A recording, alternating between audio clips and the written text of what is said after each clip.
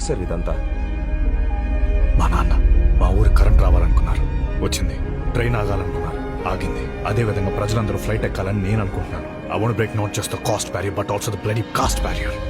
అందుకే మా flight ticket కేవలం ₹1 విత్ క్వాలిటీ అండ్ సేఫ్టీ. ఈ రోజు ఫ్లైట్ లో మిడిల్ క్లాస్ వాళ్ళు ప్రయాణించడానికి వీలుగా టికెట్ ధరను తగ్గేలా చేసింది ఈయన. అలాగే చాలా ఫ్లైట్స్ లో ఫస్ట్ క్లాస్ అనేది లేకపోవడానికి కారణం కూడా ఈయన. ఎయిర్ డెక్కన్ మొదలు పెట్టిన 3 సంవత్సరాల్లో 45 ఫ్లైట్స్ కొని రోజుకి దాదాపు 25,000 మందిని రూపాయి టికెట్ తో ప్రయాణించేలా చేశారు. తొలిసారిగా చిన్న చిన్న ఊళ్ళకి ఫ్లైట్స్ ని పంపించి వాళ్లకి ఎయిర్ కనెక్టివిటీనిచ్చింది కెప్టెన్ గోపీనాథ్. ఆయన భార్య భార్గవి తన బన్ వరల్డ్ బేకరీ ద్వారా ఎయిర్ డెక్కన్ ఫుడ్ కాంట్రాక్ట్ ని తీసుకున్నారు. ప్రారంభించిన మొదటి సంవత్సరంలోనే ₹7 కోట్ల లాభాన్ని సంపాదించి అందరినీ ఆశ్చర్యపరిచారు.